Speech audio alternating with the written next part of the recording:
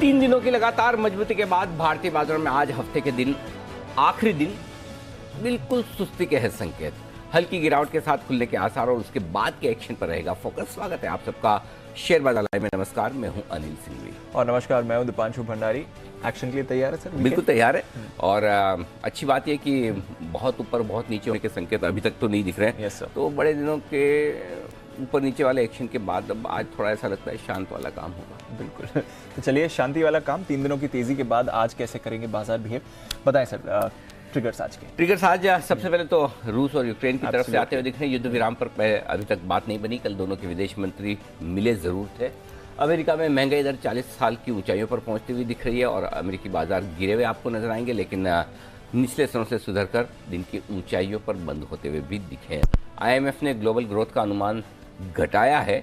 रूस और यूक्रेन के युद्ध के चलते ग्रोथ पर दुनिया भर में असर पड़ेगा। विनिवेश सचिव का कहना है कि BPCL BML की विनिवेश प्रक्रिया एडवांस स्टेज में है और आगे बढ़ चुकी है। LIC का IPO भी ऑन ट्रैक है, सही समय पर आने की तैयारी में। इन सब पर रहेगा फोकस। बिल्कुल। और DRHP पर तो सेबी ने अपने ऑब्जर्वेशंस भी दे ही दिए हैं। तो डाइवेस्टमेंट एजेंडा तो सरकार का चलता रहेगा सर। बाजार भी 3 दिनों से तो अच्छे मूड में थे। आज हल्की गिरावट है, पर निचले स्तरों से रिकवरी भी इस समय आती हुई दिख रही है। वही बात है सर, लगा कि शायद फॉरेन मिनिस्टर्स अगर रशिया यूक्रेन के मिल रहे हैं तो कुछ तो निकल कर आएगा, पर यहाँ पर भी कुछ बात नहीं बनी। इनफैक्ट जो डेवलपमेंट्स आए हैं खुशी वाले तो नहीं थे। बिल्कुल दीप, सही बात है कि जो डेवलपमेंट हुए उनमें कोई ऐसी खास अच्छी बात निकल कर नहीं आई, लेकिन ऐसी अच्छी बात एक ही बार की मीटिंग में निकल कर आएगी ये उम्मीद भी नहीं है। बेसिकली दोनों विदेश मंत्रियों का काम तो ये है कि दोनों राष्ट्रपति के बीच में बातचीत बनाने के लिए एक प्लेटफॉर्म तैयार करें, क्योंकि उन दोनों से अगर समझौता हो जाता इतना आसान काम होता तो लड़ने की नौबत ही न आती। करेक्ट। ये तो कहीं न कहीं इस लेवल पर जाकर पहुंचा है कि जहां पर आप एक दूसरे से सहमत नहीं है, तभी तो युद्ध हुआ है। लेवल तक हुआ है, 2 हफ्तों तक चल रहा है। तो मुझे कोई उम्मीद नहीं थी विदेश मंत्री दोनों मिलकर कोई समझौता निकाल लेंगे, कहीं सहमत हो जाएंगे। लेकिन हाँ, बातचीत का जिन चीजों पर आप दोनों एक साथ मिले वो अभी तक ठीक नहीं होता दिख रहा है। और इस मामले में 2 चीजें हैं जी। एक, यूक्रेन की तरफ से जो बात आ रही है वो उनकी जगह एकदम सही है कि अगर आप वाकई में बातचीत करना चाहते हैं तो कम से कम 24 घंटे के लिए तो युद्ध रोकिए। ठीक है। और एक बार लोगों तक मदद पहुंचने दें और जिनको बाहर निकलना है निकलने दें। जो आम आदमी तक जो भी राशन और दवाएं पहुंचनी चाहिए वो तो होना चाहिए। तो वो उनकी मांग जायज है। तो वो मांग रूस मानने को तैयार नहीं। दूसरी तरफ रूस अपना दबाव और बढ़ा रहा है। Correct sir. एक्चुअली कल की मीटिंग में एक जो इंटरेस्टिंग चीज दिखी है वो ये कि रूस को ये समझ में आ रहा है कि मैं अपर हैंड पर हूं। और वो अपर हैंड कैसे दिखाने की कोशिश कर रहा है कि सीज फायर की बात तो मानी नहीं, उसके ऊपर से कह दे कि आपके पास वो जैविक हथियार है, बायोलॉजिकल वेपन्स, जिनसे मतलब पूरी दुनिया को डर लगता है, जिसको कोरोना का भी जन्म कई लोग उसी से मानते हैं। लेकिन वो दबाव बनाने की कोशिश कर रहा है और उस दबाव के सामने दूसरे पश्चिमी देश रूस के खिलाफ ना हो, इसके लिए उन्होंने एक स्टेटमेंट दे दिया कि हमारी ऑयल एंड गैस सप्लाई बराबर चल रही है। यूक्रेन के थ्रू ही चले। अब यूक्रेन को वाकई में दबाव बनाना है पश्चिम देशों पर, तो वो एक ही काम कर सकता है कि मैं बंद कर दो, मेरे यहां से नहीं जाने दूंगा, तो ही पश्चिम देश लाइन पे आएंगे। नहीं तो इसका कोई सपोर्ट करने वाला नहीं है। बिल्कुल। आई डोंट नो, उन्होंने आखिरी शस्त्र अपना यही रखा हो, भगवान जाने, कि भाई ठीक है हम बर्बाद होने फिर सभी हो जाओ या जितना नुकसान पहुंच सके। तो इस कल के पूरे डेवलपमेंट में रूस का रवैया थोड़ा सा अड़ियल भी दिखा है, थोड़ा कूटनीतिक भी दिखा है, और उससे ये लगता है कि अभी फिर सॉल्यूशन होने में थोड़ा और वक्त लगेगा। इसका मतलब ये कि रूस है ना, वो बर्बाद करके मिटा के घुटनों पर ला के उसके बाद ही वो मतलब जो अपनी बातें मनवाना चाहता है वो मनवाना चाहता है। और चूंकि सारे वेस्टर्न देशों का अपना अपना इकोनॉमिकल इंटरेस्ट है कि रूस से हमें सब कुछ मिलता रहे जो मिल रहा है, तेल ना रुके, गैस ना रुके, खाने पीने का गेहूं वगैरह जो भी इंपोर्ट होते हैं वो ना रुके। तो इसलिए उनकी मजबूरी है, उसकी मजबूरी रूस अच्छे से समझ रहा है। बोल रहे कि मैं तुम्हें देता रहूंगा, तुम शांति से वहीं बैठो जहां बैठो, मुंह से जो बोलना है बोलो, इधर आना मत। ये क्लियर है ना। हाँ, तो बाकी तुम्हें तो ये इस हिसाब से थोड़ा वक्त लगेगा, कोई और इसका कोई सोल्यूशन नहीं, वक्त के साथ ही चीजें खत्म होगी। अच्छी चीज कल एक और हुई है जो ग्लोबल मार्केट से, वो ये कि कच्चा तेल $115 से $109 के आसपास आया। तो हमारे लिए ज़्यादा इम्पोर्टेंट संकेत कच्चे तेल से है, और चूंकि कच्चे तेल की सप्लाई में डर कम हो गया कि ये खत्म हो सकती है या कम हो सकती है, ये बड़ा पॉजिटिव फैक्टर हमारे बाजारों की जी कि $115 से $109 है, उसमें भी ये कि कच्चा तेल बढ़ भी इसी डर से रहा था। $140 आप पहुंचे इसलिए कि कहीं रशिया की तरफ से सप्लाई बंद हो गई तो, कम हो गई तो। जब रशिया ने कल खुद ही साफ कर दिया तो मुझे लगता है ये एक बड़ी रिलीफ की बात है। तो कल के पूरे ये रशिया यूक्रेन के डेवलपमेंट में सबसे पॉजिटिव चीज़ ये है कि उन्होंने कहा सप्लाई कम नहीं करेंगे और कच्चे तेल के दाम घटें। वो हमारे लिए भी, दुनिया भर की इकोनॉमी के लिए अच्छी खबर है। दूसरी तरफ बात जल्दी बनेगी, युद्ध जल्दी खत्म हो जाएगा, उसके आसार थोड़े और टलते नजर आ रहे हैं, वो नेगेटिव है। एक अच्छा नेगेटिव, एक अच्छा पॉजिटिव, ये कल के तो दोनों बराबर बैलेंस वाला मामला है। बराबर बैलेंस। हमें खाली एक ही चीज करनी है दीप, कच्चे तेल को देखना है। कच्चा तेल बढ़ेगा, हमारे मार्केट घटेंगे, कच्चा तेल घटेगा, हमारे मार्केट बढ़ेंगे। ये क्लियर है, ये एकदम क्लियर का ट्रेंड। जब तक कि इसमें कोई दूसरा बदलाव ना हो, आप ये मान के चलिए कच्चा तेल यही, हाँ, हमारे मार्केट 1-on-1 कोरिलेशन पे चलेंगे कच्चे तेल के साथ अगले कुछ समय तक, कुछ दिनों तक। ठीक है सर। चलिए, तो ये तो रही एक्शन की बात, बट 3 दिनों से हम भी तेजी में थे और कल तो बढ़िया गैप अप था, हालांकि फिर एंड में थोड़ी मुनाफा वसूली भी हुई, जो कंजेशन जोन से थोड़ा रिवर्स भी हुए। अब 16,500 पर किस डायरेक्शन में दिख रहे हैं बाजार से? 16,500 के डायरेक्शन के पहले एक बार हल्का सा ग्लोबल मार्केट्स में टच करना चाहता हूँ दीप, और वो ये कि अमेरिका में कल ऐसे देखेंगे तो 100 पॉइंट की कमजोरी हुई है। नैस्डैक भी नीचे बंद हुआ है 200 पॉइंट के आसपास।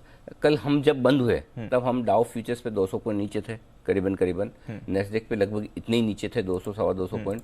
तो कल की जो कमजोरी हुई है वो उम्मीद के मुताबिक रही है जी। अमेरिका में कल अमेरिका बहुत गिरा नहीं है, 100 पॉइंट गिरना कोई खास बात नहीं है। दूसरा दिन के हाईएस्ट लेवल पर जाकर बंद हुआ है, तो आज के लिए कॉन्फिडेंस उनका खराब नहीं है। कल के सेशन में एक और इम्पोर्टेंट चीज है, और वो ये कि बॉन्ड यील्ड आपके 2% पहुंच गए, महंगे 8 के आसपास पहुंची है। 16 तारीख को है ना मीटिंग, कब है? 16 तारीख को मीटिंग। अब उस मीटिंग का लटके बढ़ेंगी नहीं, इन सब के बीच में कल अमेरिकी बाजार गिर सकते थे।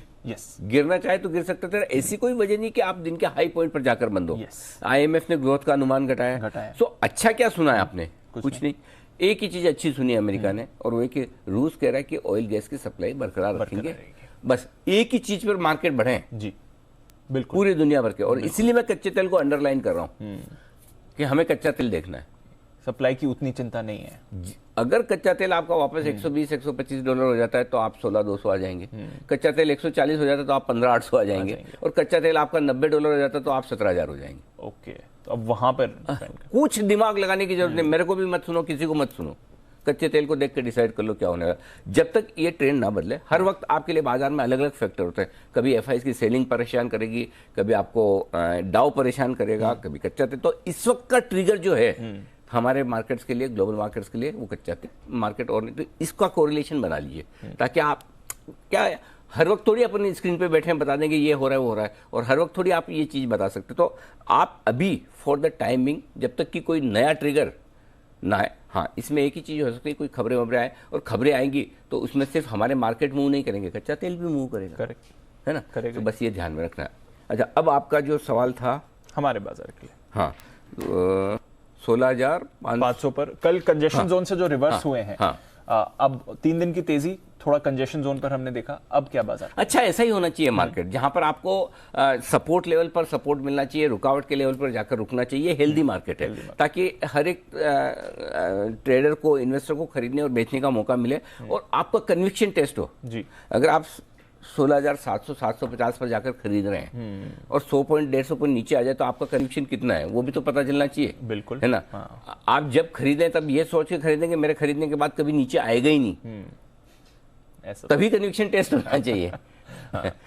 वही होगा, वो जरूरी है, तभी आपका डिसिप्लिन रहेगा पोजीशन क्रिएट करने में, होल्ड करने में, डिसिप्लिन के साथ लीवरेज पोजीशन को लेकर। करेक्ट। सो ये चीज जरूरी, तो बिल्कुल एकदम परफेक्ट रेंज है। कल हमने ये कहा था 750 825 रेंज है जहां शॉर्ट करना चाहिए। सुबह सुबह वहीं खुले, वही सुबह का टॉप हमने निकाला नहीं। सपोर्ट लेवल पर बाजार वापस से 2 बजे, जब आपने शो पे की शुरुआत में पूछा था, जब 16,475 थे, मैंने कहा ये खरीदने की जगह आ गई अब यहाँ से, तो वो बिल्कुल परफेक्ट लेवल को रेस्पेक्ट कर रहा है। ऐसा ही मार्केट चाहिए। तो मेरा अब भी मानना है दीप कि ब्रॉडर रेंज अगर आप देखें बहुत क्लियर कट है। नीचे आपका 15,800, 16,000 सपोर्ट है एक तरह से, ये आसानी से नहीं टूटेगा। अब यहाँ पर आते ही 16,000 के आसपास आते ही बाजार खरीदा, ये मैं थोड़ी लंबी रेंज की बात कर रहा हूँ, आज की मत समझ लेना। 15,800, 16,000 आपका स्ट्रॉन्ग सपोर्ट जोन हो गया। 17,000, 17,150, 200 आपकी ऊपर की रुकावट। तो बेसिकली 16,000, 17,000 की रेंज में आपको टाइम पास करना है। ये क्लियर कट डेटा नजर आ रहे हैं।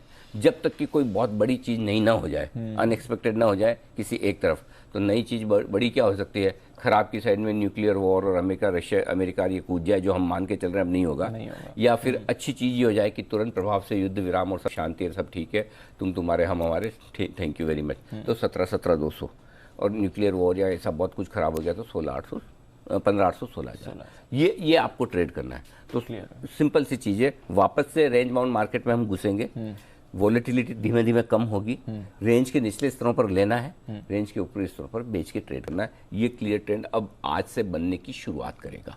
अंडरस्टूड, ठीक है सर। तो चलिए फिर करते हैं आज की भी शुरुआत। डन, तैयार है? डन सर, बताएं। सो ग्लोबल मार्केट जी, न्यूट्रल संकेत रखे हैं मैंने, ना बहुत अच्छे हैं ना बहुत खराब हैं, दोनों ही तरह के हम विस्तार से बात कर ही चुके हैं। एफआईज के संकेत न्यूट्रल है, पॉजिटिव भी रख सकता था, लेकिन मेरा दिल इतना बड़ा है नहीं कि मैं एक दिन की परफॉर्मेंस से थोड़ा सा खुश होने की कोशिश करूं। भरोसा नहीं मेरे को ज़्यादा, और क्यों नहीं वो भी यही आपको बता देता हूँ दीप। 1981 करोड़ की कल एफआईज की तरफ से कैश मार्केट में बिकवाली हुई, हाल ही के दिनों का सबसे छोटा आंकड़ा है ना। सो बेचने का प्रेशर तो कम किया है जी, ठीक है, पहली चीज। दूसरी चीज, 1570 करोड़ के इंडेक्स में खरीदारी की है फ्यूचर्स में, और 728 करोड़ के स्टॉक्स में खरीदारी की है फ्यूचर्स में। तो करीबन आप समझिए ना, 2300 करोड़ के आसपास की खरीदारी इनकी फ्यूचर्स में हुई है, और 2,000 करोड़ के आसपास की बिकवाली कैश में हुई। तो लगभग बराबरी का मामला है। लेकिन फिर भी ये न्यूट्रल क्यों रखा है, या न्यूट्रल से हल्के नेगेटिव क्यों है? पहली चीज, कैश मार्केट की बिकवाली के आंकड़े की अहमियत हमेशा वायदा कारोबार के मुकाबले में ज्यादा रखिए। दूसरी चीज, जो दोनों खरीदारी हुए इंडेक्स और स्टॉक फ्यूचर्स में दीप, दोनों में ओपन इंटरेस्ट घटकर आया है। सिर्फ और सिर्फ शॉर्ट कवरिंग ज्यादा हुई है। इंडेक्स में तो मतलब 90% शॉर्ट कवरिंग है, खाली 10% लॉन्ग बने हैं। सो इसका मतलब क्लियर है कि कोई बहुत खरीदने का मन है नहीं, लेकिन मजबूरी में ठीक है शॉर्ट है, काट लेते हैं। 40% शॉर्ट पे खड़े हैं एफआई इंडेक्स पे, नेट इंडेक्स लॉन्ग पे, तो काटना है। सो मेरे ख्याल से कल के आंकड़े ऐसे देखोगे, पिछले 2 हफ्ते से कंपेयर करोगे, अब तक के बढ़िया आंकड़े, लेकिन ऐसे नहीं कि मैं उनको पॉजिटिव बोल दूं। सो अच्छी चीज क्या है? अच्छी चीज ये है कि बिकवाली का प्रेशर थोड़े शॉर्ट इंडेक्स लॉन्ग पर 42% पर एफआईज है, कमी है, कोई दिक्कत नहीं, कंफर्ट। एक बड़ा कंफर्ट जो आ रहा है दीप, वो ये कि एफआईज की सेलिंग प्रेशर अगर आपके लिए कम है, तो आपके लिए बुरी खबर ना भी हो तब भी आप बच सकते हैं, और अच्छी खबर आ जाए तो भागने के लिए अच्छा रहेगा, क्योंकि सप्लाई प्रेशर थोड़ा कम हो रहा है। ये इसलिए एफआईज डेटा आज न्यूट्रल रखे हैं। घरेलू फंड्स के डेटा पॉजिटिव साइड पर है, उन्होंने 950 करोड़ की खरीदारी की है, थैंक यू वेरी मच। और एफएनओ में न्यूट्रल संकेत है, सेंटीमेंट न्यूट्रल है, ट्रेंड नेगेटिव। हाँ, एफआईज की बिकवाली के आंकड़ों में एक ही चीज है जो आज वो बड़ी ब्लॉक डील भी थी कोफोर्स की, बट मुझे लग रहा है दोनों ही खरीदने वाले बेचने वाले फॉरेन फंड से, तो इसलिए शायद जो आंकड़ा 1981 करोड़ का मैं वैसे के वैसे मान के चल रहा हूँ कि ठीक है। सो सेंटीमेंट न्यूट्रल किया है, ट्रेंड नेगेटिव है। ठीक है सर, चलिए तो ये है आपके लिए आंकड़े। सर लंबे समय बाद ऐसा आप देख रहे हैं कि सिर्फ एक ही ट्रेंड या एक ही संकेत नेगेटिव है, वैसे एक दो का मिक्सचर रहता है, वो भी ट्रेंड ही नेगेटिव है फिलहाल, क्योंकि लेवल्स नहीं आए। बात तो सही है, बाकी न्यूट्रल पॉजिटिव अच्छी बात है कम से कम ठीक है, थोड़ा ठीक है। चलिए बड़े लेवल्स, बड़े लेवल में भी आज दीप मैंने ना थोड़ा सा एग्रेसिव लेवल्स निकाले हैं, ये सोच के कि मार्केट रेंज बाउंड रहेगा। हो सकता है मैं गलत पड़ जाऊं, लेकिन मैं यहां से रेंज बाउंड ट्रेड की उम्मीद ज्यादा कर रहा हूं। गलत कैसे पड़ जाऊं? हो सकता है कोई खबर ऐसी आ जाए जो गलत कर दे, लेकिन डेटा और ट्रेडिंग पैटर्न ये बता रहा है कि बाजार रेंज बाउंड रहने चाहिए। अब रेंज बाउंड मार्केट का अगर हम एक्सपेक्टेशन लेके रेंज निकाल रहे हैं, उसको गलत न्यूज ही कर सकती है। तो न्यूज तो अब आपको पता है 2 हफ्तों से न्यूज ड्रिवन मार्केट है। अगर कोई न्यूज बड़ी आ गई, अच्छा कोई बड़ी न्यूज आने की उम्मीद भी नहीं दिख रही डेटा में, नहीं तो ये तो कि जब विक्स आपका 7% कल घट गया जी, विक्स का घटना भी आपको ये दिखा रहा है कि बड़ी न्यूज आने की उम्मीदें धीमे धीमे कम हो रही है मार्केट में, क्योंकि लगभग युद्ध से रिलेटेड भी। अच्छा कल आपने नया क्या सुना युद्ध में? जी, 2 ही चीजें, एक रशिया बोलता है कि इनके पास जैविक हथियार है, और दूसरा रशिया ने कहा कि हम ऑयल गैस सप्लाई कंटिन्यू रखें। उसके अलावा तो नया कुछ भी नहीं कुछ नहीं है। सो धीरे धीरे नई खबरें जो आ रही ना वो भी कम आ रही है, छोटी होती जा रही है। और ऐसी कोई आ जाए जो हम सुनना नहीं चाहते कि कोई अमेरिका नेटो लड़, अब मेरे को लगता भी नहीं अमेरिका नेटो को लड़ना है, लड़ना होता तो अब तक लड़ पड़ते है ना। करेक्ट। सो अब धीमे धीमे जब खबरों का फ्लो कम होगा तो आपका मार्केट रेंज बाउंड हो जाएगा, और अगर अच्छी खबर आ गई तो कूदने के लिए तैयार हो जाएगा। सो अब निफ्टी पर आज के लिए 16,450 16,500 सपोर्ट जोन है पहला, 16,600 पर आप बंद हुए हैं। इसके नीचे 16,200 16,350 स्ट्रॉन्ग बाय जोन है निफ्टी पर। ऊपर 16,650 16,750 हल्की फुल्की रुकावट की जगह 800 875 पर प्रॉफिट बुकिंग जोन है, शॉर्ट नहीं प्रॉफिट बुकिंग जोन है ये वाला आपका। बैंक निफ्टी 33,825 33,975 आपके सपोर्ट रेंज है। इसके नीचे फिसले तो 33,150 33,275 अच्छी खरीदारी की जगह बनेगी बैंक निफ्टी पर, ये ध्यान में रखिए। बैंक निफ्टी के लेवल्स ले आइए तो ये आपके लिए है 33,825 33,975 सपोर्ट जोन है, 33,150 और 33,275 खरीदारी की जगह बैंक निफ्टी पर। अब आइए बैंक निफ्टी ऊपर के लेवल, ऊपर के जोन क्या हो सकते हैं। 34,475 के आसपास बंद हुए, 34,500 के आसपास, 34,950 35,220 ये ऊपर की जगह है पहली की बैंक निफ्टी के लिए। इसके बाद तो 3500 की तरफ से जो हाई है 35,550 वहां पर प्रॉफिट बुकिंग आने दीप जो बड़ी रेंज निकल कर आ रही है 32,000 से 36,000। इस रेंज में बैंक निफ्टी भी 4,000 पॉइंट की रेंज में वक्त बिताएगा, जैसे हम 15,800 से 17,200 की रेंज मानकर चल रहे हैं जहां पर निफ्टी वक्त बिताएगा, वैसा ही बैंक निफ्टी में भी आपको नजर आ रहा है। बैंक निफ्टी की रेंज 4,000 पॉइंट की निकल के आती है, निफ्टी की 1,400 पॉइंट की निकल कर आती है। ये अगले कुछ दिनों के लिए, हफ्तों के लिए ट्रेंड बन गया, वो हिसाब। ठीक है सर, ठीक है।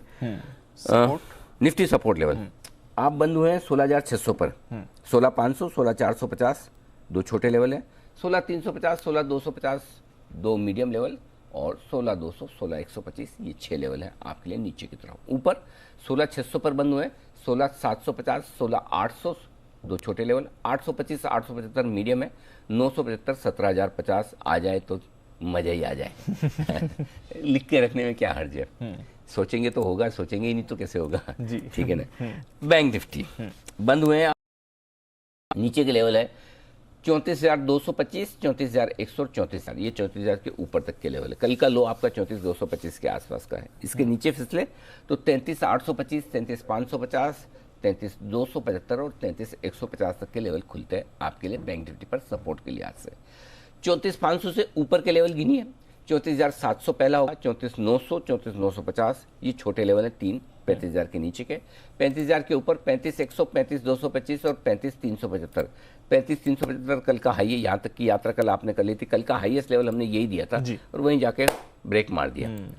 आज ऊपर के दो लेवल और दे रहा हूँ, 35,550 35,750 यहाँ तक की जगह आपके लिए खुल जाती है ऊपर की तरफ बैंक निफ्टी में। अब आइए, हाँ नीचे ऊपर के दोनों लेवल हो गए, ये अब आपके लिए लेवल्स हैं। डेटा बाकी डेटा में देखिए FIs की इंडेक्स लॉन्ग पोजीशन 40 से 42% 2% बढ़ी है, कोई दिक्कत वाली बात नहीं, ठीक है। पुट कॉल रेशियो 1.05 पे है, कोई दिक्कत की बात नहीं। विक्स 7% घटा है, ये भी ठीक है। तो डेटा स्टेबल है, न्यूट्रल है, कोई खास दिक्कत की बात नहीं। अब आइए आप ले लीजिए स्टॉप लॉस। इंडेक्स में निफ्टी पर कल के लो का स्टॉप लॉस लगा लीजिए, 16,447 का लो बनाया है आपने, उसके थोड़ा सा नीचे 16,425 कर लीजिए, 16,400 कर लीजिए, जो आपको ठीक लगे। क्लोजिंग बेसिस पे आपके पास दो ऑप्शन है जी, एक तो 16,250 का स्टॉप लॉस लगाने का, दूसरा 16,350 का। मैंने कम रिस्क वाला चुना है, मुझे ज़्यादा रिस्क वाला स्टॉप लॉस रखना नहीं है, 16,350। अब आइए ऊपर की तरफ, अगर आप नहीं बैंक निफ्टी में लॉन्ग पोजीशन का स्टॉप लॉस इंट्राडे में आपका 34,000 और क्लोजिंग तक 33,800। अगर किसी को इंट्राडे में थोड़ा दूर का रखना है वो 33,800 भी रख सकता है, अदरवाइज 34,000 और 33,800। शॉर्ट साइड के स्टॉप लॉस निफ्टी और बैंक निफ्टी दोनों पे एक ही दिया दीप मैंने, एक ही मतलब एक लेवल नहीं, इंट्राडे और क्लोजिंग दोनों का एक लेवल। कल आपने 16,750 के आसपास का हाई बनाया, आज 16,800 16,825 के आसपास का एक ही स्टॉप लॉस रखिए, 200 पॉइंट दूर है लेकिन वही रखिए, इंट्राडे भी क्लोजिंग भी। बैंक निफ्टी में भी सेम है, आपने 35,375 का हाई बनाया, 35,500 का स्टॉप लॉस रखिए, माफ कीजिएगा, इंट्राडे भी और क्लोजिंग भी। इंट्राडे में एक बार फिर 35,000 के ऊपर निकल जाए, शॉर्ट काट लीजिए, 35,000 के ऊपर जाएगा, शॉर्ट काट लीजिए, ये आपके लिए स्टॉप लॉस। ठीक है सर, ये आपके लिए मौजूदा यहाँ पर ट्रेड करें। नई पोजीशंस कैसे बनानी है सर? खरीदना है निफ्टी। अच्छी रेंज है खरीदने की 350 450, 16 350 16 500 से मूड बना सकते हैं जहां पर आपको दिख रहा है इस वक्त निफ्टी, ठीक है। लेकिन 10 एक पॉइंट डिस्काउंट पे, तो ये समझ लो आप खुलने की तैयारी कर रहे हो 16 525 के आसपास। 16 450 16 350 बेसिकली दीप देखा जाए तो नीचे में 16 250 तक भी आपको खरीदना है। स्टॉप लॉस इसलिए मैंने दूर दिया है 16,200 का, ठीक है। 16,200 सर बहुत दूर हो जाएगा। उसके पहले कल की क्लोजिंग से देखें तो 400 पॉइंट्स। हाँ यार ये तो फिर खरीदने की रेंज भी तो नीचे दे रहे हैं 350 400 150 पॉइंट नीचे। हाँ, तो इसलिए 16 250 350 450 ये 100 पॉइंट का जो लेवल है तीनों में आप टुकड़ों टुकड़ों में खरीद सकते हैं, ठीक है। 200 का स्टॉप लॉस लगाइए। टारगेट जो बनेगा 16 500 16 600 650 7 इनके लिए करनी है खरीदारी। बहुत एग्रेसिव ट्रेडर हैं तो फिर आप 16 350 के स्टॉप लॉस के साथ जो गैप से नीचे मिले वहीं ट्रेड कर लीजिए, खरीद लीजिए। तो वो तो हम 9:08 पे आपको बता देंगे। करेक्ट। अभी ये रखिए आप। अब आइए बेचने की बात। कल हमने 16 750 16 825 की रेंज में बिकवाल की बात की थी जी, परफेक्ट उसी रेंज से घुमा। एब्सोल्युटली। कल जो अगर आपने स्ट्रेटेजी नोट की हुई है तो आज मत करिए, क्योंकि सेम स्ट्रेटेजी बेचने की और सेम लेवल है और सेम रेंज है, same stop loss, same target. 16 900 stop loss, 16 650 600 500 450 425 350 ये भी कल दिया था, आज भी इसमें कोई बदलाव नहीं, वही कल की परफेक्ट है, आज भी वही निकल के आ रही है। अब आइए आप बैंक निफ्टी। बैंक निफ्टी अगर आप एग्रेसिव ट्रेडर हैं तो 33,825 से 34,000 की रेंज में खरीदिए, ठीक है। एग्रेसिव नहीं है तो उनके लिए रेंज बहुत नीचे आती थी 33,150 33,275, उतना नीचे मैं सोच नहीं रहा था, इसलिए यहाँ एग्रेसिव ट्रेडर करके लिखा है कि इस रेंज में खरीदिए। स्टॉप लॉस स्ट्रिक्ट होगा आपका 33,700 का, क्लियर कट, ठीक है। ऊपर के जो टारगेट बनेंगे 34,225 34,400 475, ये 3 टारगेट हो गए छोटे वाले, ठीक है। 34,700 34,900 2 मीडियम ये टारगेट है और 3 बड़े टारगेट और लिख लीजिए 35,100 35,225 35,375 कल के हाई तक वापस से हम जाएंगे अगर आपकी एंट्री सही हो जाती है तो। जो बेचने की राय है, जो बैंक निफ्टी पर कल बेचने की राय थी दीप, वही सेम आज भी है। और कल भी हमने 34,900 35,225 में रेंज बेचने की राय दी थी और कल आपको याद होगा मैंने जानबूझ के हाईलाइट करके दिया था कि मैं बहुत दूर का स्टॉप लॉस दे रहा हूँ 35,550 का, वही आपको लगाना है क्योंकि 35,375 भी जा सकता है और वो भी एक बेचने की जगह। कल एग्जैक्ट 35,375 पे पहुंचा है, इसीलिए स्टॉप लॉस आपको दूर का दिया था 35। आज भी सेम स्ट्रेटेजी है, आज भी ये 35,375 जा सकता है, स्टॉप लॉस आपको 35,550 का रखना है। तो जो निफ्टी में शॉर्ट की स्ट्रेटेजी थी, रेंज लेवल कोई बदलाव नहीं, सेम बैंक निफ्टी में रेंज लेवल में कोई बदलाव नहीं, टारगेट भी सेम टू सेम है, कोई बदलाव वो जोन चेंज नहीं हुआ है, कोई चेंज नहीं हुआ है। इसलिए मैं जब रेंज बाउंड मार्केट की बात करूं तो डेटा में वो नजर आ रहा है। सो 34,500 34,725 पहला टारगेट होगा, 34,500 34,425 34,225 34,100 34,000 33,825 और 33,550 तक के टारगेट के लिए बैंक निफ्टी में करनी है बिकवाली। Understood sir. चलिए ये है आपके लिए सारी स्ट्रैटेजी, सारे लेवल्स। कोई इंपॉर्टेंट लेवल्स फायदा कारोबार से सर? वैसे ही कल जैसे ही है 16,500 16,600 निफ्टी बैंक निफ्टी बड़ा 17 पॉइंट का प्रीमियम, माफ कीजिए मैंने डिस्काउंट समझा, निफ्टी 17 पॉइंट प्रीमियम है और बैंक निफ्टी आपका प्रीमियम 72 पॉइंट का। बाकी तो डेटा नहीं के बराबर है, कुछ है नहीं। नई वीकली सीरीज आज शुरुआत हुई तो डेटा अब बनेंगे, लेवल्स हम सारे डिस्कस कर ही चुके, कोई दिक्कत नहीं। ठीक है।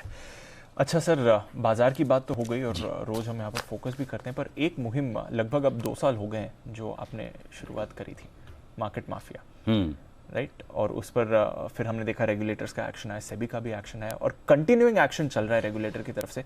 अब हमने देखा है सेबी ने 9 टेलीग्राम ग्रुप्स जो लगभग 50 लाख इन्वेस्टर्स तक रीच कर रहे थे, मार्केट पार्टिसिपेंट्स पर रीच कर रहे थे, उस पर सेबी ने एक्शन लिया, एक फर्जी कॉल्स देने के लिए, गुमराह करने के लिए, गलत सलाह देने के लिए। तो बड़ा एक्शन कल सेबी की तरफ से भी आते हुए देखा। एक्चुअली सेबी ने छापे मारे हैं, रेड मारी है, जैसे कि जनरल इनकम टैक्स या सीबीआई इनकी जो आप रेड उस तरह की रेड मारी है। और ये नीमच में हुआ है, मध्य प्रदेश में, भावनगर गुजरात में हुआ, दिल्ली मुंबई में हुआ है।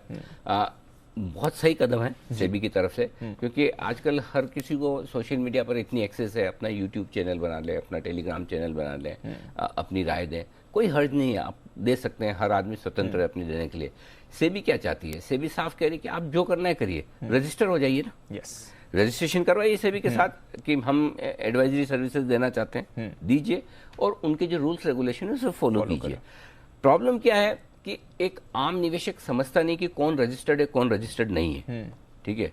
और होता क्या है कि इन टेलीग्राम चैनल्स पे वो कॉल्स बताए जाते हैं जो मतलब जहाँ पर कहीं कहीं पंप एंड डंप हो रहा है कि कॉल देने के पहले खरीदारी हो जाती है, फिर जब पब्लिक खरीदती तो वो बेच देते हैं। Absolutely. ये रैकेट सेबी ने पकड़ा है और उसके चलते हुए ये एक्शन हुआ है।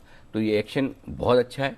आई एम श्योर इससे आप देखिएगा आज धड़ाधड़ बहुत सारे टेलीग्राम चैनल बंद होना शुरू हो जाएंगे। हम तो लगातार ये मुद्दा उठाते रहे, मेरे नाम के इतने टेलीग्राम चल रहे हैं, जी बिजनेस के नाम के टेलीग्राम चल रहे हैं, और हमें कई बार बोला है पहले भी मेरा कोई टेलीग्राम चैनल नहीं है, देखो भर भर के पड़ा। अच्छा, एक में पिछले बार ये उठाया था तो बहुत सारे बंद हुए, वापस शुरू हो गए।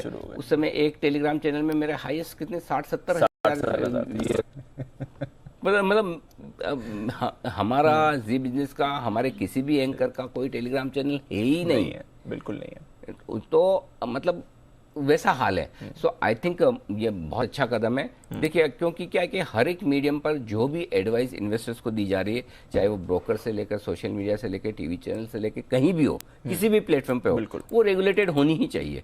और रेगुलेटेड है, आप सेबी के नियमों का पालन कीजिए, रजिस्ट्रेशन कीजिए और दीजिए। क्या दिक्कत है? सेबी को उस चीज में कोई दिक्कत नहीं है।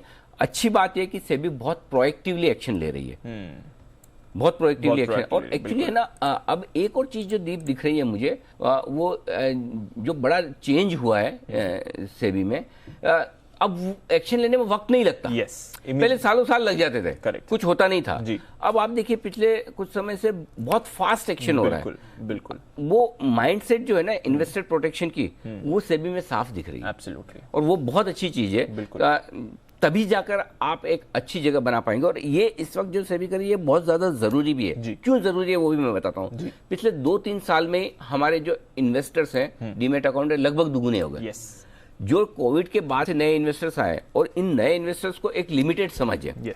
हम आप हमारी समझ से, हमारी कैपेबिलिटी से थोड़ी कोशिश करते हैं उनको बताने करने की, करेक्ट। लेकिन एक कोई भी नया निवेशक होता है, नेचुरली ज्यादा मुनाफे के लालच में कहीं कुछ देखेगा समझेगा तो फंसता है। वो एक नॉर्मल टेंडेंसी है।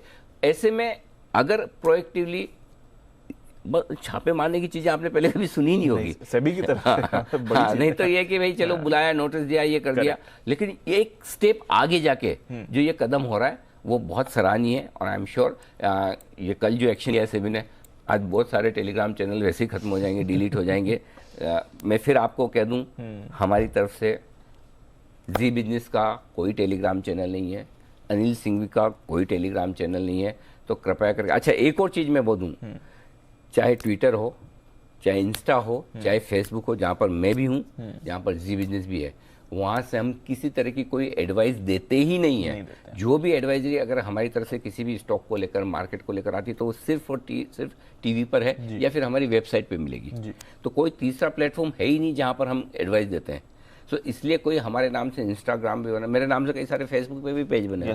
और जब कई सारे लोग तो मेरे नाम पे बना के मेरे कॉन्टेक्ट्स को भेजते हैं, मुझे 15,000 रुपए की सख्त जरूरत है, अनिल जी प्लीज मुझे 15,000 भेज दो। मैं बोला यार इतने बुरे दिन तो नहीं है, मांगता तो ज्यादा तो मांगता कम से कम भाई। तो 15,000 मांगते, जिससे मांगता उसको भी समझ में आ जाता कि अनिल का नहीं है। तो ठीक है, धीरे धीरे लोग जागरूक हो रहे हैं। देखिए दोनों तरफ से, सेबी की तरफ से एक्शन बहुत बढ़िया है। आपको भी अपनी सावधानी रखनी है कि आपको किस पे भरोसा करना है, किस पे नहीं करना है। ये आप भी जान रखिए। अगर कोई टेलीग्राम चैनल आप ज्वाइन कर रहे हैं, आप एडवाइजरी लेना चाहते हैं, चेक करिए कि उनका रजिस्ट्रेशन, सेबी रजिस्ट्रेशन नंबर है क्या। उस नंबर को सेबी की साइट पर जाकर देखिए, मिला कर देखिए सेम आदमी है क्या। नहीं तो बहुत सारे समझदार लोग ऐसे भी हैं, डेढ़ होशियार जिसको कहते हैं, जो किसी और का नंबर डाल देंगे। आप देखेंगे अच्छा ये नंबर तो दिख रहा है, तो सेम है क्या। ये सारी चीजें ध्यान में रख के निश्चिंत होकर फिर ही आप इन्हें फॉलो करें। और उसके बाद अगर सेबी रजिस्टर्ड है तो कोई चिंता की बात नहीं। बिल्कुल बिल्कुल। तो ये फर्जी टेलीग्राम चैनल्स और ऐसी एडवाइस से आप दूर रहें, अपनी तरफ से भी सावधानी बरतें। और ऑफ कोर्स सेबी की तरफ से तो बड़ा एक्शन आते हुए हमने देखा ही है, जो काफी अहम है। आइए फिर बता देते हैं आपको आज के खबरों वाले शेयर्स, ट्रिगर्स और साथ ही ब्रोकरेजेस का क्या कहना है। हाँ सर, बहुत सारे यूट्यूब चैनल भी बने हुए हैं। हाँ यूट्यूब चैनल, एक बार यूट्यूब चैनल की भी लिस्ट निकलवाइएगा। मेरा कोई यूट्यूब चैनल नहीं है। हाँ यूट्यूब चैनल, एक बार यूट्यूब चैनल की भी लिस्ट निकलवाइएगा। मेरा कोई यूट्यूब चैनल नहीं है। जी बिजनेस का हमारा यूट्यूब चैनल है, वो चैनल का है। पर्सनली मेरा कोई यूट्यूब चैनल नहीं है। बिल्कुल। मैं किसी यूट्यूब चैनल पे अपनी कोई एडवाइस नहीं देता। अच्छा, एक दर्शक ने बोला सर आपके नाम पे जो यूट्यूब चैनल है वो तो सही है ना? नहीं, मेरे नाम का कोई यूट्यूब चैनल नहीं है। तो कृपया करके कहीं भी आपको ऐसा लगे। एक और नई चीज़ आजकल हो रही है जो मैं इस पर का ध्यान लाना चाहता हूँ। इसमें मेरी फोटो लगा देंगे, जी बिजनेस का लोगो लगा देंगे, दूसरे अच्छे लोगों का, अच्छे चैनल्स का भी लगाते हैं, और अंदर कुछ और निकल के आता है। बिल्कुल। तो अनिल सिंघवी ने ये कहा और ऐसा धमाकेदार बनाएंगे, मतलब जनरल न्यूज चैनल की हेडलाइन होती है ना उस तरह की सनसनीखेज वाली, और अंदर किसी चंगू मंगू का वीडियो निकल के आता है। करेक्ट। वो अपने हिसाब से कुछ भी बोले जा रहा है। और हमारा कोई दूर दूर तक लेना देना नहीं। क्यों कि फोटो लगा दी, चैनल का लोगो लगा दिया तो लोग आएंगे ही आएंगे, है ना? तो ये एक नई समस्या पैदा हो गई। अब कई लोग बोले सर आपके नाम पे किसी और का वीडियो लगा के कर रहा है। अब कहाँ कहाँ तक पहुंचे हैं, प्रॉब्लम ये है। बिल्कुल। कोशिश करते हैं, हमारी भी सोशल मीडिया टीम लगातार काम करते रहती है, सुबह शाम इतना हम परेशान करते हैं उनको। मैं बोलता हूँ अरे ये आ गया, बोले सर क्या करें, 10 को बंद करते हैं 20 नए पैदा हो जाते हैं। एग्जैक्टली। सो अच्छा है, ये काम सेबी कर रही है, हमारे लिए भी अच्छा है, निवेशकों के लिए भी अच्छा है, सबके लिए अच्छा है। बिल्कुल, सावधानी बरतना जरूरी है। और रोज सुबह सर आपको मिल ही रहे हैं तो एडवाइस यहीं पे अगर आपको दे रहे हैं तो फिर एटलीस्ट फर्जी जगहों पर जाने की जरूरत बिल्कुल नहीं है। आइए जानते हैं खबरों वाले शेयर्स और साथ ही ब्रोकरेज रिपोर्ट्स भी। कुशल, मॉर्निंग, बताएं ट्रिगर्स। Good morning Deepanshu. सबसे पहले गेल पर नजर रखनी है आज, क्योंकि दूसरे अंतरिम डिविडेंड को लेकर बोर्ड बैठक है। साथ ही इन्फीबीम वेन्यूज पर जो बोनस शेयर इन्होंने जारी किया था 1:1 के रेशियो में, अगर आप उसमें पार्टिसिपेट करना चाहते हैं तो आज उसका आखिरी दिन है। रिकॉर्ड डेट 15 मार्च रखी गई है। श्रीराम ट्रांसपोर्ट फाइनेंस, यहाँ पर भी 12 रुपए के अंतरिम डिविडेंड का एक्स डेट है। साथ ही महाराष्ट्र सरकार का आज बजट प्रस्तुत किया जाएगा, तो वहाँ पर भी हमारा फोकस बना है। साथ साथ BEL, पारस डिफेंस और जेन टेक्नोलॉजीज, ये जो ड्रोन ओरिएंटेड कंपनियां हैं उन पर फोकस रखें, क्योंकि सरकार ने ड्रोन पेराई स्कीम के लिए आवेदन मंगाया है। कंपनियां 31 मार्च तक अपने ऑनलाइन आवेदन भेज सकती है। इंद्रप्रस्थ गैस लिमिटेड, यहाँ पर भी इनको PNGRB से यूपी में गैस डिस्ट्रीब्यूशन नेटवर्क डेवलप करने के लिए लेटर ऑफ इंटेंट मिलता हुआ दिखा है, तो ये अच्छी खबर है। साथ ही HP एडेसिव्स अंत में, जहाँ पर महाराष्ट्र पोल्यूशन कंट्रोल बोर्ड से यहाँ पर रायगढ़ में नए मैन्युफैक्चरिंग यूनिट और जो मौजूदा कैपेसिटी है उस पर जो कैपेसिटी ऑपरेट करने के लिए इनको मंजूरी मिलती हुई दिखी है। ओके, तो ये है आपके लिए कुछ अहम खबरें। मॉर्निंग देवांशी, बताएं कौन सी खबरें आपके पास? सबसे पहले ब्रिटानिया इंडस्ट्रीज LIC ने करीब 1.2 लाख शेयर्स जो है वो मार्केट में 9 मार्च को खरीदा है, पॉजिटिव है। इसके साथ ही शिपिंग कॉर्पोरेशन ऑफ इंडिया, जहां पे LIC ने शेयर्स बेचे हैं, 9.35 लाख शेयर्स जो है वो मार्केट में उन्होंने 9 तारीख से लेकर 12 मार्च के बीच में बेचे थे। रिलायंस इंफ्रा के लिए अच्छी खबर, जहां पे रिलायंस इंफ्रा को दिल्ली हाई कोर्ट से एक रिलीफ मिला है, राहत की खबर है, जहां पे रिलायंस इंफ्रा को DMRC यानी कि जो मेट्रो है दिल्ली मेट्रो, उनसे 6,368 करोड़ वापस मिलते हुए दिखेंगे। 31 मई तक ये रकम जो है वो लौटाने का आदेश उनकी तरफ से आया है। जोमैटो कंपनी ब्लिंकिट या फिर जो ग्रोफर्स था उसमें अतिरिक्त $10 करोड़ तक का निवेश उन्होंने किया है। पिछले साल भी हमने देखा था कंपनी ने करीब $10 करोड़ तक का निवेश किया था। ये अतिरिक्त इन्वेस्टमेंट कंपनी ने यहाँ पे किया है, तो आज जोमैटो पर नजर रखें। BPCL, BEML, इन दोनों पर फोकस रहेगा, क्योंकि विनिवेश जो डाइवेस्टमेंट सचिव है उनकी तरफ से एक इंपॉर्टेंट बयान आया है। BPCL, BEML, पवन हंस की जो विनिवेश की प्रक्रिया है वो एडवांस स्टेज में पहुंच चुकी है। LIC के IPO जल्द आने की उम्मीद भी लगाई जा रही है। बल्क डील पर नजर कर लेते हैं। कल कोफोज में बड़ा एक्शन होता हुआ दिखा था। प्रमोटर हल्स BV ने करीब 10% इक्विटी बेची है। कुल मिला के 30 लाख इक्विटी शेयर्स उन्होंने बेचे थे 4,261 रुपीज प्रति शेयर के भाव पर, और बाकी के 30 लाख शेयर्स उन्होंने 4,273 रुपीज प्रति शेयर के भाव पर बेचे थे। वहीं पे नोमुरा इंडिया इन्वेस्टमेंट फंड ने करीब 4,67,000 शेयर्स खरीदे हैं। सोसाइटी जनरल ने भी करीब 4.86 लाख शेयर्स खरीदे हैं इसी भाव के आसपास। न्यूरेका, उनके जो एंकर निवेशक हैं नेक्स्ट पैक्ट, उन्होंने करीब 59,900 शेयर्स कंपनी ने ओपन मार्केट ट्रांजैक्शन के जरिए बेचे हैं, और अब देखिए 1,504 रुपीज प्रति शेयर के भाव पर ये हिस्सा उन्होंने बेचा है। तो आज न्यूरेका पर भी आप फोकस करके चलें। ओके, तो ये है आपके लिए कुछ खबरें, और जो कोफोज की बड़ी डील हुई थी, साथ ही न्यूरेका भी कल फोकस में था, वहां पर आपके सामने डिटेल्स भी हैं। नजर डालते हैं आज के ब्रोकरेज एक्शन पर FIR में।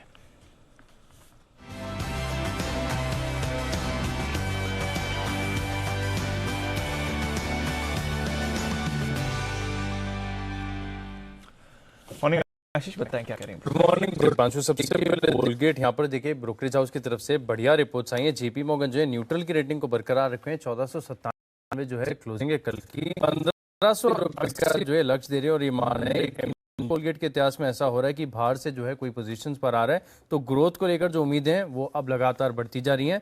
इसके अलावा देखें तो नोमेरा ने भी खरीदारी किराए को बरकरार रखा है और ये काफी ज्यादा बुलिश नजर आ रही है क्योंकि 1700 रुपए का जो है लक्ष्य इन्होंने दिया है, जैसा कि मैंने आपको बताया कि 1497 जो है कल की क्लोजिंग है।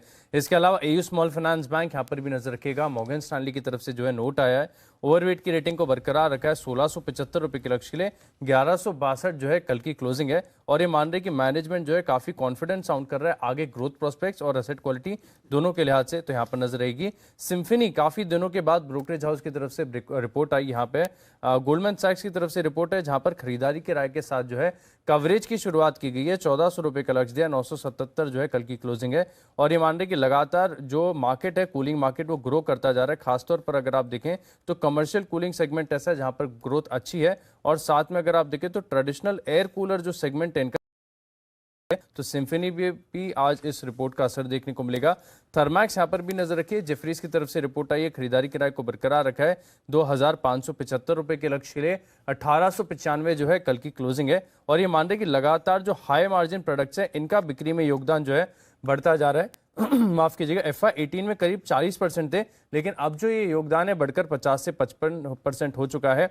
इंटरग्लोब एविएशन क्रेडिट स्विस की तरफ से रिपोर्ट आई है, आउट परफॉर्म की रेटिंग को बरकरार रखा है 2500 रुपए के लक्ष्य के लिए और ये मान रहे कि जो क्रूड में तेजी आई है इसके चलते इन्हें कीमतों में करीब करीब 10 से लेके 12% की जो है हाइक करनी पड़ेगी, तब ये जो कॉस्ट है वो मिटिगेट होगा। और अंत में मेटल्स यहाँ पर भी नजर रखिएगा। CLAC की तरफ से रिपोर्ट आई है जहां पर हिंडाल्को पर खरीदारी किराए को बरकरार रखा है। 594 की क्लोजिंग है, 710 का लक्ष्य दिया है और टाटा स्टील अंत में यहाँ पर भी खरीदारी किराए को बरकरार रखा है। 1309 की कल की क्लोजिंग है, 1750 रुपए का लक्ष्य दिया है। ओके, तो ये हैं सारी की सारी रिपोर्ट्स आज आपके लिए इंटरेस्टिंग रिपोर्ट्स हैं। कई सारी एयू स्मॉल फाइनेंस पर 1675 बढ़िया टारगेट है मॉर्गन का।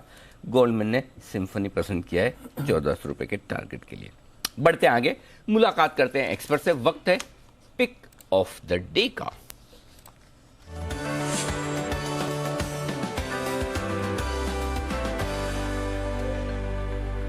सुप्रभात। कल की ये क्या हुआ? एक साथ खरीदे या जेरोक्स निकाली है टी शर्ट की आप दोनों ने? हाँ Bansal ji, same to same. Same to same Anil ji, बिल्कुल same to same Anil ji. कल तो छोटे कुणाल जी भी आए थे अनिल जी, एक कंप्लेंट देके गए हैं कुणाल जी के अगेंस्ट और बोला है आपको देने के लिए। बताइए बताइए। दूं कि अनिल जी व्हाट्सएप पे दूं? वो निजता का मामला है, हमें किसी के कल को कुणाल जी आप पे केस कर दे कि मेरी प्राइवेसी का आपने हनन किया है, आप अलग से भेज दे। जैसे आपने जो वो फोटो भेजी थी ना दिल दहला देने वाली विमेंस डे पे, अलग से व्हाट्सएप पे, वैसी वाली अलग से इधर भेज दीजिएगा, नहीं तो पता चले कुणाल जी वो सार्वजनिक ना करे। चलिए बढ़िया, आप दोनों ब्राइट येलो एकदम शाइनिंग शाइनिंग लग रहे हैं। गुड मॉर्निंग बंसल जी, बताइए पिक ऑफ द डे।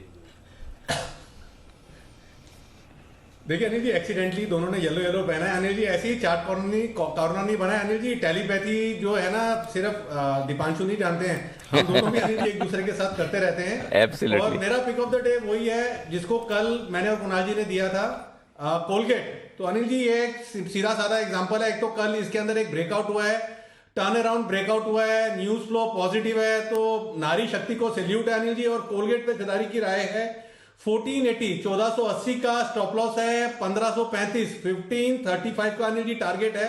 और एक चीज अनिल जी और हाईलाइट करूंगा अनिल जी, देखिए हम तो लोग मीडिया में बैठे हुए हैं, वुमेन्स डे वगैरह पता चलता है, तो वुमेन्स डे के दिन जब मैंने अपनी सिस्टर को, छोटी बहन को अनिल जी फोन करा और उसको मैंने बोला नारी शक्ति को सलाम, तो वो अनिल जी बहुत खुश हुई और मुझसे मतलब कि 15-20 मिनट लंबी और वार्तालाप हुई और पूछा मुझसे मेरी सिस्टर ने कि ये कहां से सीखा, तो मैंने बोला सेनापति से और कुणाल जी से। अरे वाह, क्या बात है। चलिए अच्छा है, इसी तरह से खुशियां बांटते रहे बंसल जी। आप जब स्क्रीन पर होते हैं लोगों के चेहरे पर मुस्कुराहट जरूर रहती है, बधाई आपको इस बात की। आइए कुणाल जी से जानते हैं उनका pick of the day. Kunal ji सुप्रभात। सुप्रभात अनिल जी, सुप्रभात दीपांशु। अनिल जी खरीदारी की राय है और खरीदना है टाटा स्टील, जिसकी चर्चा कल भी हो रही थी। और अनिल जी टाटा स्टील के चार्ट पर पैटर्न बना है, बुलिश फ्लैग पैटर्न कहते हैं। ब्रेकआउट आता हुआ हमने कल में भी आपको तेजी बनते हुए दिखेगी टाटा स्टील में। बाय करके चले। स्टॉप लॉस यहां पर 1285 पर 1285 पर रखें। पहला टारगेट होगा 1340 रुपए का, इवेंचुअल टारगेट 1355 रुपए का। खरीदारी की राय है टाटा स्टील। ओके, टिस्को ये है वो स्टॉक जहां पर खरीदारी करने की राय कुणाल जी की तरफ से आती हुई दिख रही है। सुमित जी भी हमारे साथ तैयार है। Sumit ji good morning. और कितना यंग दिखना चाहते हैं, मतलब रिवर्स में ही जा रहे हैं आप तो एकदम। नहीं अनिल जी, ऐसा तो कुछ भी नहीं है। अरे वाह, बहुत अच्छे नजर दिख रहे हैं आज आप।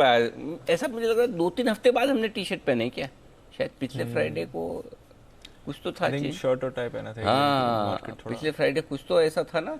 लास्ट नहीं, I think last Friday T shirt था, उससे पहले वाले में। हाँ, तो कुछ तो ऐसा गैप हो गया था। तो ये क्या एक बार खेल लो। हे भगवान, चेन्नई सुपर किंग लग रही है टीम मुझे तो एकदम। बिल्कुल, क्या बात हो, गजब। अच्छा बताइए सुमित जी, आपका पिक ऑफ द डे। जी अनिल जी, तो Anil ji pick of the day के तौर पे जीएनएफसी को पिक करें। जीएनएफसी के अंदर एक अच्छा मोमेंटम बना हुआ है। स्टॉक पूरा तेजी के ट्रेंड के अंदर में है। कोई खास गिरावट करेक्शन इस स्टॉक में देखने को मिला नहीं। और जीएनएफसी मेरे को लग रहा है कि अभी यहां से और ऊपर का मूव दिखाने को तैयार है। 615 का नीचे के अंदर स्टॉप लॉस लगाना है। ऊपर के अंदर 645 रुपए से लेके 650 रुपए तक के लेवल जीएनएफसी में शॉर्ट टर्म में ट्रेडिंग के लिहाज से देखने को मिल सकते हैं। खरीदारी करके चलने का सलाह रहेगा जीएनएफसी। ओके, जीएनएफसी में करें खरीदारी, ये राय सुमित जी की। आइए सिद्धार्थ जी से भी जान लें उनका पसंद का शेयर। गुड मॉर्निंग सर, बताएं। गुड मॉर्निंग अनिल जी और good morning Deepanshu. Good morning सभी को। येलो का डे हो गया है आज अनिल जी। तो मेरा भी थोड़ा सा स्टॉक मिलजुल के है कुणाल जी के साथ। टाटा की कंपनी है, टाटा कंज्यूमर प्रोडक्ट्स। आपने मना किया हुआ है चाय पानी नहीं बोलना है, इसलिए मैं पानी और चाय की बात करूंगा, क्योंकि ये कंपनी के जो ब्रांड्स है वो टाटा टी, हिमालय और बहुत सारे बेहतरीन स्टारबक्स के साथ इन्होंने टाइप किया। इनका एक जो बिजनेस है वो है टाटा संपन्न, जो पल्सेस और स्पाइसेस का बिजनेस है, वो बहुत अच्छा वॉल्यूम से ग्रो हो रहा है। तो मुझे लगता है कि टाटा कंज्यूमर प्रोडक्ट पे एक अच्छी तेजी बन सकती है। एक शॉर्ट टर्म नजरिया दूं तो 780 का होना चाहिए, और अगर लॉन्ग टर्म नजरिया दूं तो 904 का होना चाहिए। टाटा कंज्यूमर प्रोडक्ट एक स्टेबल स्टॉक है। मुझे लगता है कि बाजार में एक अच्छा सा बाउंस बैक आ गया है, तो अभी स्टेबल स्टॉक पे रहना ज्यादा जरूरी है। सो ये है पानी और चाय का कारोबार करने वाली कंपनी। चाय पानी, पानी और चाय, ये है दो खास प्रोडक्ट। 780, 904 ये दो टारगेट हैं आपके लिए टाटा कंज्यूमर प्रोडक्ट्स पर। सिद्धार्थ जी की तरफ से तैयार है हमारे साथ एक और मेहमान। और कौन आ गए नए? सचिन जी आ गए। सचिन जी, थैंक गॉड आपने पिंक पहना है। ओके, स्वागत है आपका स्पेशली इस वजह से भी। गुड मॉर्निंग, बताएं sir. Good morning Anil ji, good morning Deepanshu. Anil ji, यहाँ पर हाई कन्विक्शन कॉल वही है टाटा स्टील का। आई थिंक थोड़ी देर पहले जिक्र हुआ था। एंड जिस तरीके से स्ट्रक्चर है, लगभग एक बुलिश फ्लैग पैटर्न यहाँ पर अच्छी तरह इवॉल्व हो चुका है। जिस तरीके से इसके मोमेंटम एवरेजेस है, मुझे लग रहा है लगभग 1360 के आसपास के स्विंग्स बन सकते हैं 1 से 2 दिनों में। तो यहाँ पर खरीदारी करनी है ऑन डिक्लाइन। लगभग 1300 के आसपास अगर वो डिप मिल जाती है तो रिवॉर्ड टू रिस्क अपॉर्चुनिटी और बेटर होगी even for intraday. So stop loss आपको लगाना है अराउंड 1288 पे। खरीदारी करनी है टाटा स्टील के फ्यूचर्स में। इंट्राडे के लिए टारगेट होगा अराउंड 1345 का एंड पोजिशनल टारगेट होगा अराउंड 1360 का। ओके, तो टाटा स्टील यहीं पर आज मोमेंटम दिख रहा है। मेटल स्टॉक्स फोकस में रह सकते हैं, हालांकि थोड़ा कमोडिटी कूल ऑफ कल हमने होते हुए देखा था। स्टॉक्स जो खबरों के दम पर एक्शन में रहने वाले हैं, यहाँ पर डालते हैं नजर। और भारत इलेक्ट्रॉनिक्स, अच्छी खबर इसके लिए आ रही है। पारस डिफेंस, जेन टेक्नोलॉजी, ये भी फोकस में रहेंगे, क्योंकि ड्रोन डीएलआई के लिए आवेदन मंगा लिए गए हैं। इस महीने के अंत तक इन कंपनीज को अपनी अर्जी डालनी पड़ेगी। भारत इलेक्ट्रॉनिक्स थोड़ा कूल ऑफ जरूर हुआ है ये सुमित जी, बट कैसा लगता है 215 के लेवल पर? दिवांशु, अगर पोजिशनल ट्रेड किसी को लेना है तो छोटा मोटा डीप अगर यहां से आता है तो इसमें खरीदारी करके चलने का सलाह रहेगा। एग्जिस्टिंग पोजीशन इसके अंदर होल्ड करके चले। कल के दिन में स्टॉक में ऊपरी लेवल से दबाव देखने को मिला है, लेकिन स्टॉक का जो नीचे में सपोर्ट है वो 205 रुपए 207 रुपए के आसपास है। तो कोई भी छोटा मोटा डीप अगर और आता है तो खरीदारी करें। ऊपर में 220 के ऊपर सस्टेन करने पे 230 रुपए तक के लेवल बीएल के अंदर फिर आने वाले दिनों में देखने को मिल सकते हैं। डिप्स में खरीदारी करके चलने का सलाह रहेगा। खरीदारी करने की राय आपके लिए। इन सारे स्टॉक्स में एक्शन रहेगा भरपूर। 120 करोड़ की ये है आपके लिए पूरी की पूरी स्कीम। और आइए इसी पर एक राय जरा ले ली जाए सिद्धार्थ जी से भी। सिद्धार्थ जी, कोई डिफेंस कंपनी आपके रडार पर जो आपको हो पसंद? बहुत सारे योद्धा है अनिल जी जो पसंद है, और मैं मानता हूं जिसमें से आपने अभी जस्ट डिस्कस किया भारत इलेक्ट्रॉनिक्स, और हमारे सिप के सिप में भी एक डिफेंस के योद्धा का हमने बास्केट बनाया था, थीम बनाया था, उसमें Bharat electronics top of the radar पे था। 240 का टारगेट होना चाहिए भारत इलेक्ट्रॉनिक्स, 56,000 करोड़ का ऑर्डर बुक, 20 से 22% का मार्जिन हो सकता है, बहुत बेहतरीन बिजनेस और आत्मनिर्भर की कंपनी। साथ ही साथ एक कंपनी और ऐड करूंगा अनिल जी कि हिंदुस्तान एरोनॉटिक्स बहुत बेहतरीन कंपनी है, लगता है कि यहाँ से कुछ तो 10 का आपको मूव दे सकता है, तो हिंदुस्तान एरोनॉटिक्स भी बहुत बेहतरीन कंपनी है। इसी के साथ अनिल जी एक चीज कहूंगा कि वर्क फ्रॉम ऑफिस मैं तो थोड़ा बाद में आया था, अगर मैं वर्क फ्रॉम होम होता तो टी शर्ट चेंज कर लेता, बट ये वर्क फ्रॉम ऑफिस से तो कोई ऑप्शन नहीं बचा है। हमारा तो उल्टा है, हम वर्क फ्रॉम होम में मुश्किल होती है, हम वर्क फ्रॉम ऑफिस में तो आराम है, हमारा वार्डरोब तो यही होता है। हालांकि टी शर्ट वाला, अच्छा एक चीज मुझे इससे यह ख्याल आई, किसी दिन अगर हमको येलो डे रखना हो या कोई एक पर्टिकुलर कलर का रखना हो तो येलो डे सबसे इजी है, आसान है ना। 3 4 5 के पास तो हैं, तो आराम से एक दिन सारे येलो सबके पास, एक आध तो मेरे पास भी होगा, आपके पास भी येलो में आ जाएगा, ये भी आ जाएगा, इससे ब्राइट भी है, अच्छा वाला भी है। तो चलिए बढ़िया है, सब चमकते हुए दिख रहे हैं, बहुत अच्छी बात है। आइए बढ़ते आगे और एक बड़ी खबर की तरफ करते हैं फोकस, जो आपकी स्क्रीन पर फ्लैश होती हुई दिख रही है, बिग ब्रेकिंग, और ये खबर है कुछ कंपनियों के लिए बेहतरीन, क्योंकि यहाँ पर चीन से होने वाले किचनवेयर के इंपोर्ट पर ड्यूटी लगाने की सिफारिश की गई है। और ऐसे में जो किचनवेयर बनाने वाली कंपनियां, स्टोव क्राफ्ट हो गई, आपके लाओपला हो गई, बटरफ्लाई गांधीमती हो गई, इस तरह की जो कंपनियां, इनके लिए अच्छी खबर है। पूरी खबर पहले समझ लीजिए, हमारे संवाददाता अमरीश पांडे हमारे साथ इस वक्त नई दिल्ली से कार्यक्रम में हो रहे हैं शामिल। अमरीश, गुड मॉर्निंग, बताइए क्या है खबर।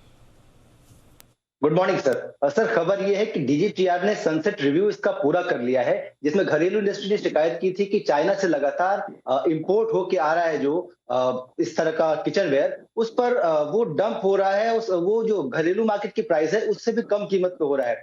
इस पे ऑलरेडी एक $1.35 पर केजी का एंटी डंपिंग ड्यूटी लगा हुआ था, और जिसकी मियाद अभी खत्म होने वाली थी, और उसी की समीक्षा के लिए शिकायत की गई थी। उसकी समीक्षा के साथ डीजीटीआर ने ये पाया है कि जो कंपनीज हैं चाइना से इंपोर्ट कर रही हैं, चाइना के रास्ते इंपोर्ट कर रही हैं या फिर चाइना से मैन्युफैक्चर्ड गुड्स इंपोर्ट कर रही हैं, वो वाकई घरेलू जो कीमत है उससे बहुत कम कीमत पर है और काफी ज्यादा मात्रा में भी है। उसको ध्यान में रखते हुए डीजीटीआर ने सिफारिश की है कि अगले 5 साल के लिए ड्यूटी लगाई जानी चाहिए। साथ ही साथ जो ड्यूटी का रेट है वो भी बढ़ा दिया है। अब जो ड्यूटी उन्होंने सजेस्ट की है वो है $1.75 पर केजी, यानी कि पिछली जो 1.35 थी उससे ज्यादा कर दिया है। और उनका कहना है कि इस बात की समीक्षा और की जा सकती है आगे भी, ये ड्यूटी बढ़ाई जाए, क्योंकि ऐसी कंपनी जो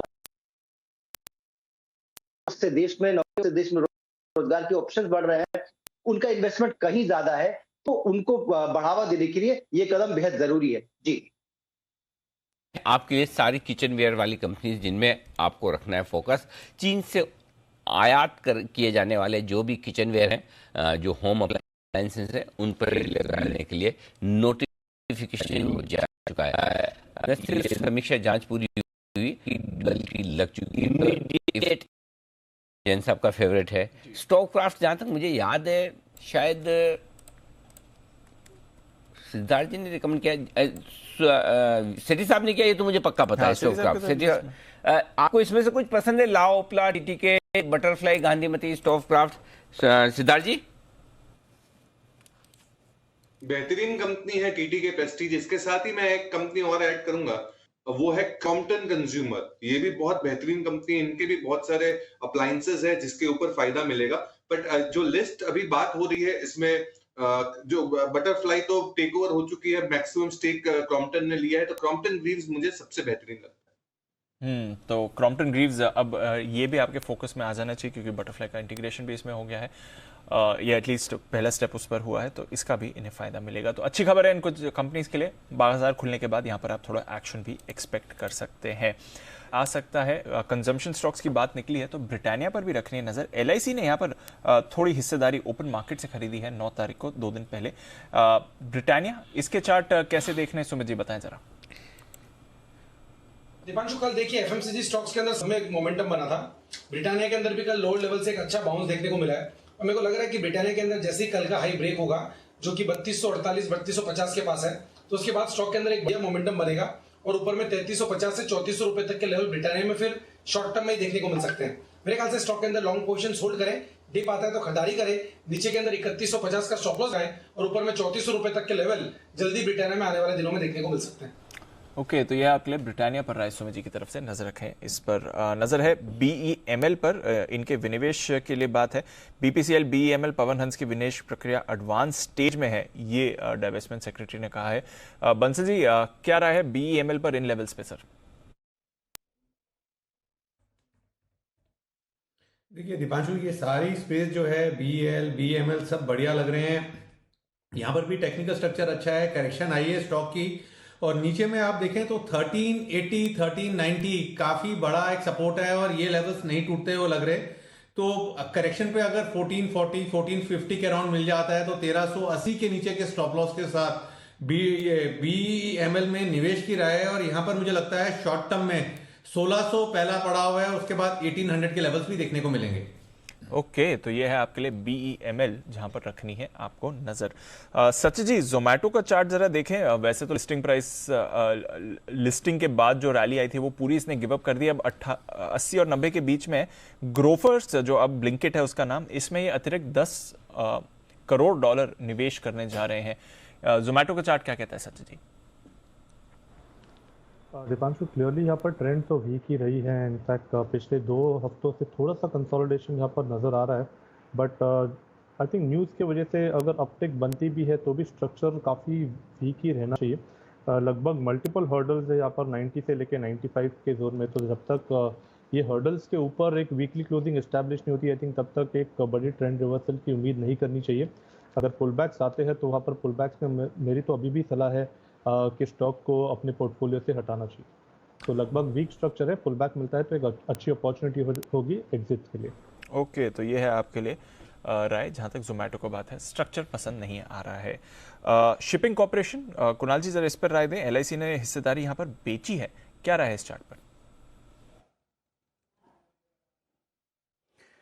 देखिए, हमने देखे दीपांशु शिपिंग तो काफी हम देख रहे हैं अंडर परफॉर्मेंस की तुलना में शिपिंग कॉर्पोरेशन ने मिल रही है 100 रुपए के आसपास। तो हो सकता है इस खबर के चलते कुछ गिरावट आपको देखने को मिल जाए, लेकिन मुझे लगता है कि 100 रुपए से लेकर 95 रुपए के बीच में अगर इसको एक्वायर किया जाए, थोड़ा समय इसको रखा जाए, तो इस स्टॉक में आपको वापस से 145 के लेवल्स देखने को मिलेंगे।